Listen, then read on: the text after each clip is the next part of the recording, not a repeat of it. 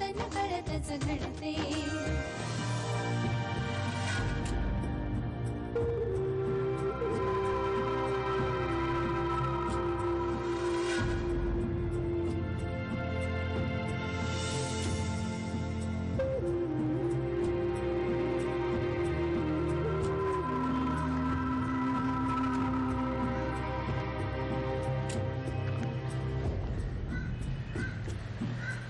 माझा पाठलाग करत असलात तर नका करू।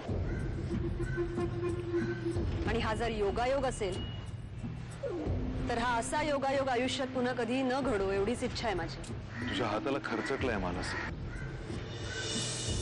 आणखी कुठे लागलं नाही ना? तुम्हाला कधीपासून माझ्या जखमांची एवढी काळजी वाटायला लागली आनंद? यापेक्षा खूप खोल जखमा दिल्या आहेत तुम्हीच मला, आणि त्यांचे घाव अजूनही भरायचे।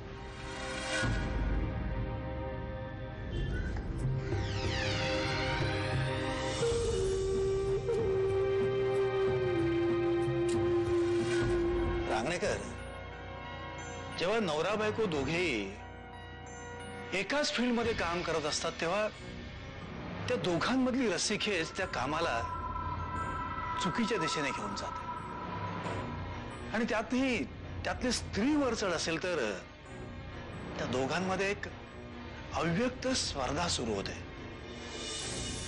आणि ही स्पर्धा फार निकोप नाही राहू शकत। रांगणेकर, एकूणच मला हे सगळं खरं दिसत नाही, आणि हे सगळं कुठवर जाणार आहे काहीच सांगता येत नाही। माझ्या पाठीवरून हात फिरवायला तू असतेस ना, त्यामुळे खूप आधार वाटतो ग खरंच। तुझ्या पाठीवरून कोण हात फिरवतं? त्याचा पण आज काय एकदम असा प्रश्न विचारलास? काही नाही ग, नको ती माणसं अशी भेटायला लागली ना सगळीकडे की खूप मानसिक त्रास होतो। मग अशा वेळेला असे प्रश्न पडायला लागतात मला। मी धडपडले तेव्हा मला आधार द्यायला कोण आलं सांगू? आनंद गोखले।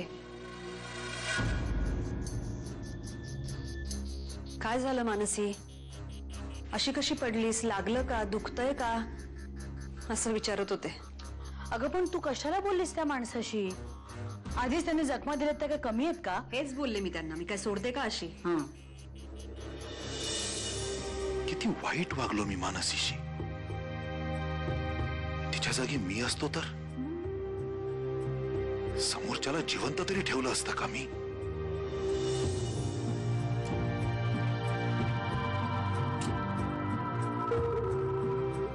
पण मानसीने तसं काहीही केलं नाही।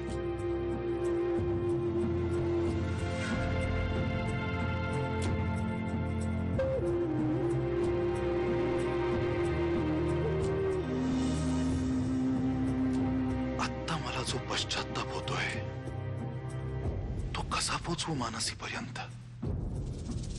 कसा पोचवू?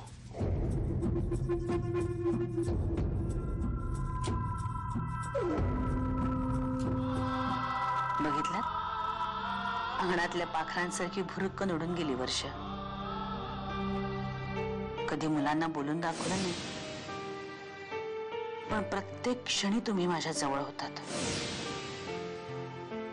कधीही आधार हवासा वाटला ना की तुम्ही आठवायचात मला कायम।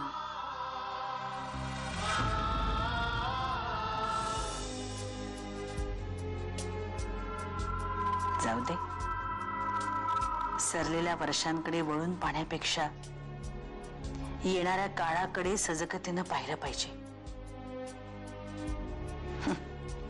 तुम्ही असतात तर असंच म्हणाला असतात ना?